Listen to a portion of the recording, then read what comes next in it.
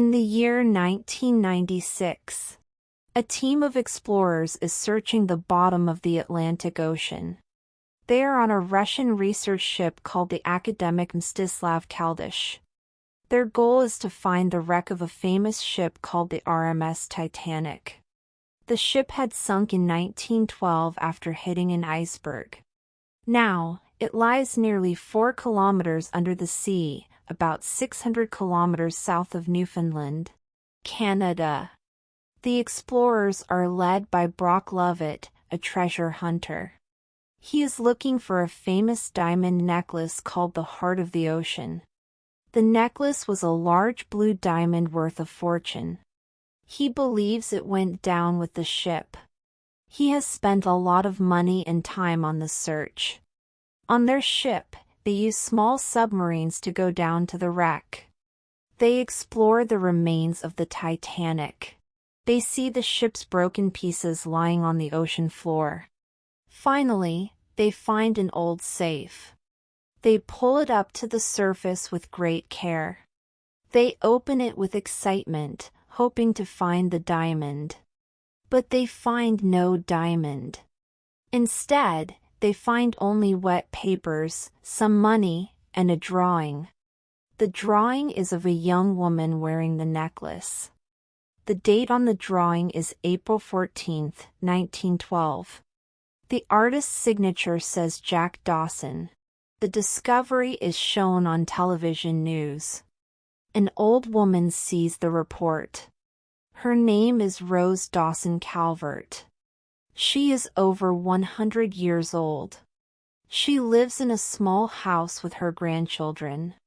She tells Brock Lovett that she is the woman in the drawing. Brock invites her to his ship. She agrees to come. She wants to see the wreck of the Titanic one last time. On the ship, Rose looks at the drawing. She remembers everything. She begins to tell Brock and his team her story, the true story of the Titanic. In the early 1900s, the White Star Line Company wanted to build the largest and most luxurious ships in the world. They built 3 ships, the Olympic, the Titanic, and the Britannic. The Titanic was the second one. It was built in Belfast, Ireland, at the Harland and Wolff shipyard. About 15,000 workers built the ship. It took 3 years to complete. The Titanic was 269 meters long and 28 meters wide. It was 53 meters tall from the keel to the top of the funnels. It weighed about 46,000 tons. The ship had 10 decks and 16 watertight compartments. People called it unsinkable because even if 4 compartments were flooded, the ship would stay afloat. The ship had 3 classes of passengers. First class was for the richest people. They had large rooms, fine dining, and many services. Second class was for middle-class people like teachers and businessmen. Their rooms were comfortable but not as fancy. Third class, also called steerage, was for poor people and immigrants. They had small rooms with bunk beds. They shared bathrooms. But all classes had a chance to travel to America. On April 10, 1912, the Titanic began its first voyage from Southampton, England. It made stops in Cherbourg, France, and Queenstown, Ireland. Then it set out across the Atlantic Ocean toward New York City. There were 2,224 people on board, including passengers and crew. Among the first-class passengers was Rose DeWitt Bukater, a 17-year-old girl from Philadelphia. She came from a wealthy family, but her father had died. He left them with debts. Her mother, Ruth DeWitt Bukater, had arranged for Rose to marry Caledon Hockley. Caledon, called Cal, was a rich young man from a steel family. He was 30 years old. He had money and power. The marriage would solve Rose's family money problems. Rose did not love Cal. She felt trapped. She felt that her life was already planned for her. She was expected to marry a rich man and act like a proper lady. She read books by Sigmund Freud and enjoyed art. She felt empty inside. She told her mother, "I feel like I am standing in a crowded room, screaming, and no one hears me." Among the third-class passengers was Jack Dawson. He was a poor artist from Chippewa Falls, Wisconsin. He was 20 years old. He had no money and no home. He traveled around the United States, drawing pictures of people and places. He had won his ticket for the Titanic in a lucky card game the night before the ship left. He was traveling with his friend Fabrizio de Rossi, a young Italian man. Fabrizio dreamed of going to America to start a new life. Jack and Fabrizio traveled in third class. They lived in a small room with bunk beds. They were excited about the journey. For them, the Titanic was a chance for a new beginning. On April 14, 1912, the Titanic was sailing through the North Atlantic. The weather was cold, but the sky was clear. Rose was on the back of the ship. She was eating lunch with Cal and her mother. They were talking about her future. She felt suffocated. She left the table and walked to the stern of the ship. She stood at the railing. She looked down at the dark water. She felt hopeless. She climbed over the railing. She stood on the edge, holding onto the metal bars. She wanted to jump. She thought death would be better than her life. Jack Dawson was lying on a bench nearby. He was smoking a cigarette and watching the stars. He saw Rose standing on the edge. He approached her carefully. "Don't do it," he said. "I'm Jack Dawson." Rose was angry that he was watching her.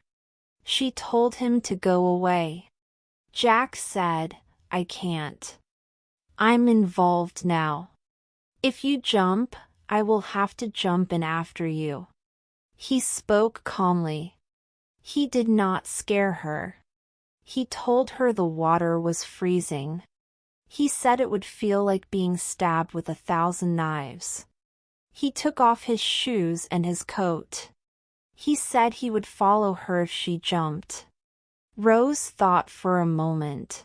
She decided not to jump. But then her foot slipped. She lost her balance.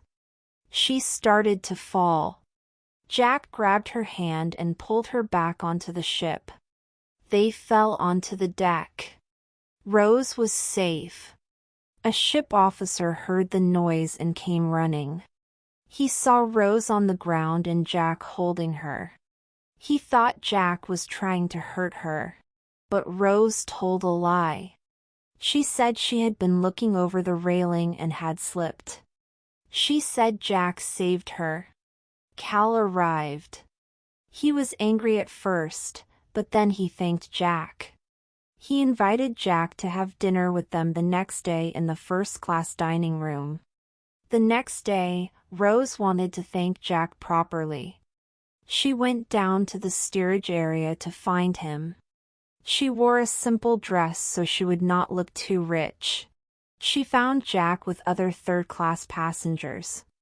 They were dancing and laughing. An Irish man was playing music. People were drinking beer and having fun. Jack showed Rose how to dance. She had never danced like that before. She kicked off her shoes. She laughed and moved with the music. She felt free. She stayed for hours. She learned about Jack's life. He told her about traveling across America. He told her about drawing pictures of people in Paris, France. He told her about sleeping under bridges and working for food. She was fascinated by his stories. Later that day, Jack dressed in a suit that he borrowed from a first-class passenger. He went to dinner with Rose's family and their rich friends. The dining room was beautiful. There were white tablecloths, silver dishes, and fine china. The food was served in many courses. Jack did not know which fork to use. He did not know the rules of rich society. But he was not afraid. He talked about his simple life. He said he had nothing much, but he was a lucky man. He told them about his travels. He said, "I have everything I need. I have good health and some art supplies. I like to wake up and know what the day will bring." The rich people were surprised by him. Some thought he was rude. Rose's mother looked down on him. Cal was polite but did not like him.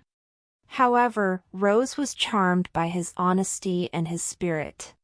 She watched him across the table. She saw something in him that she wanted.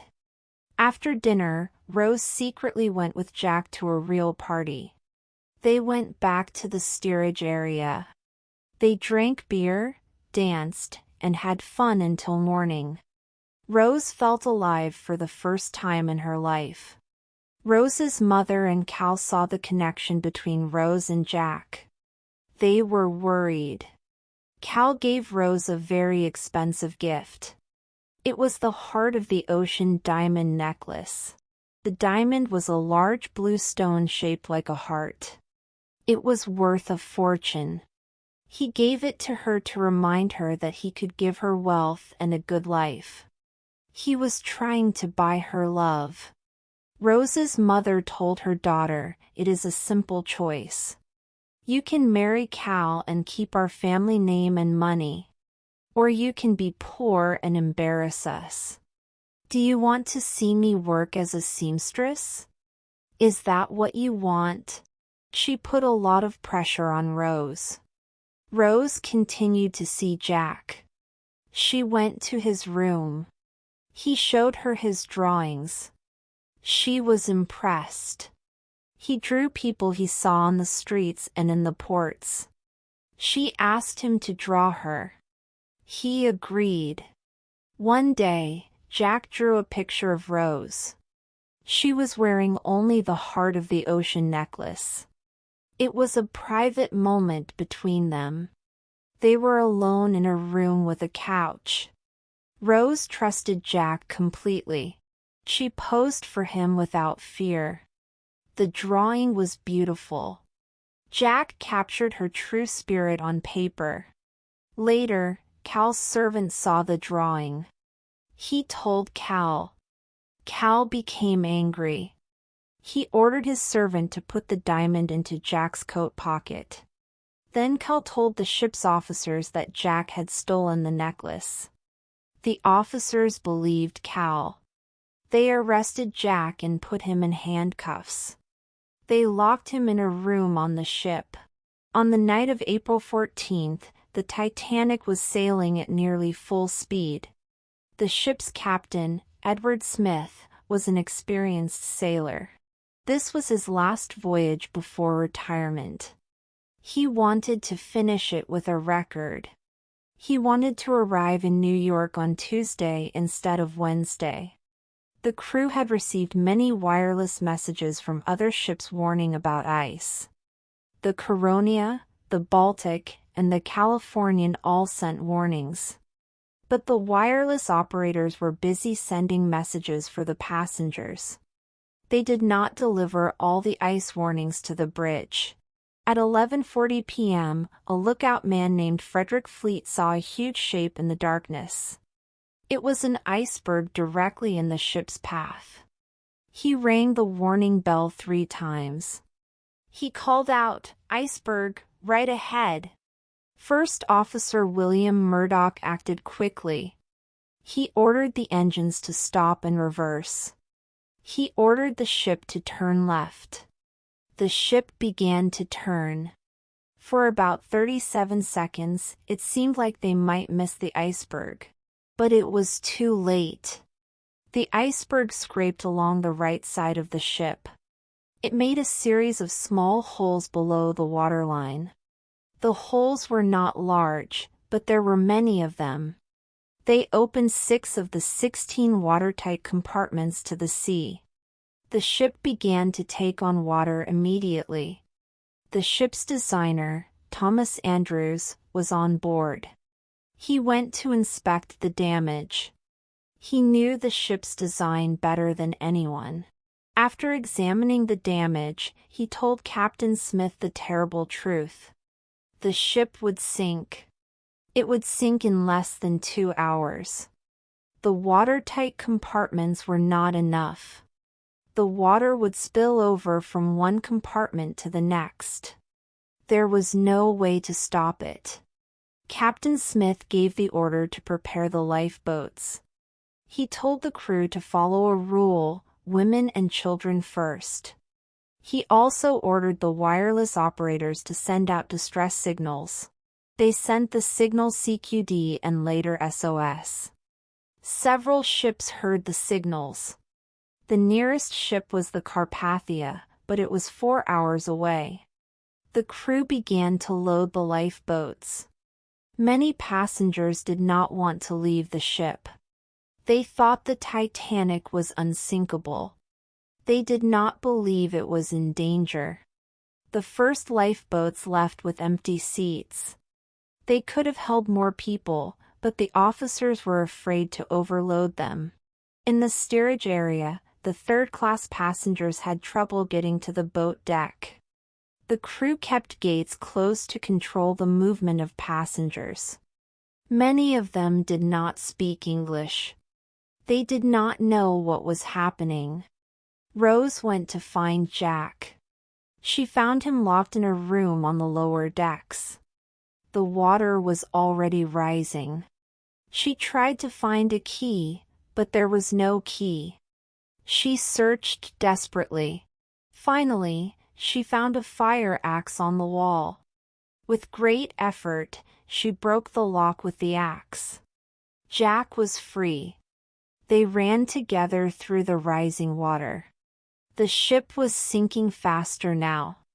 The front of the ship was going down, and water was flooding the lower decks. They had to climb and run upward to survive. They finally reached the top deck. Cal was there with the diamond. He had a gun. He chased them through the ship. He shot at them. But they escaped. When he saw them get on a lifeboat, he laughed. He realized he had the diamond in his coat pocket. He walked away with the diamond. He decided his life was more important than Rose. The Titanic was sinking rapidly. The front of the ship went underwater. The back of the ship rose up into the air. People screamed and fell. The ship's structure could not handle the stress. The ship broke into 2 pieces between the third and fourth funnels. The front part sank immediately. The back part floated for a few minutes, then it also went down. In the freezing water, people were screaming for help. The water temperature was about -2 degrees Celsius. It was so cold that most people died within 15 to 30 minutes from hypothermia. Rose found a piece of wood floating in the water. It was a large door panel from the ship. She climbed onto it. Jack found her. He tried to climb on, but the wood would only hold one person. If he got on, they would both sink. So Jack stayed in the water. He held on to the wood. His body was in the freezing water. He began to shiver. He told Rose she would survive. He made her promise him. He said, "You will die an old lady, warm in her bed. Promise me you will survive." Rose promised. A lifeboat came back to look for survivors. Only a few people were still alive in the water. Rose tried to call for help, but her voice was weak. She had to save herself. She looked at Jack. He was frozen. He had died in the water. Rose kissed his hand. She let him go. His body sank into the dark sea. Then she rolled off the wood. She found a whistle on a dead officer. She blew the whistle with all her strength. A lifeboat heard her and came to save her. The ship Carpathia arrived at 4 a.m. on April 15, 1912. It had sailed as fast as it could to reach the site. The survivors were in the lifeboats, floating in the dark ocean. The Carpathia picked them up one by one. There were only about 710 survivors. More than 1,500 people died in the disaster. Rose was one of the survivors. On the Carpathia, Rose saw Cal looking for her. She did not want to see him again. She hid from him. She took the name Rose Dawson. She used Jack's last name. In her heart, she was his. Cal eventually married another woman and inherited his family's fortune. He lost everything in the Wall Street crash of 1929 and later died by suicide. Rose never spoke to him again. The story returns to the year 1996. The old Rose finishes telling her story to the explorers. They are amazed. They had spent years looking for the heart of the ocean diamond. Now they know that Rose had it all along. Cal had put it in his coat and then gave her the coat that night on the lifeboat. She had kept it for 84 years. Later that night, alone on the explorer's ship, Rose walks to the railing. She holds the diamond in her hand. She opens her hand and drops it into the sea, over the wreck of the Titanic. She has returned it to the place where she lost the man she loved. Then she goes to her bed. She falls asleep. In her dream, she goes back to the Titanic. The ship is not broken. It is new and grand. All the people who died are there. At the top of the grand staircase, Jack is waiting. He holds out his hand. She takes his hand. They kiss. Everyone claps for them. Rose kept her promise to Jack. She lived a full and free life. She rode horses, flew planes, and had a family. She died an old lady, warm in her bed, just as Jack had said. In the end, they were together again.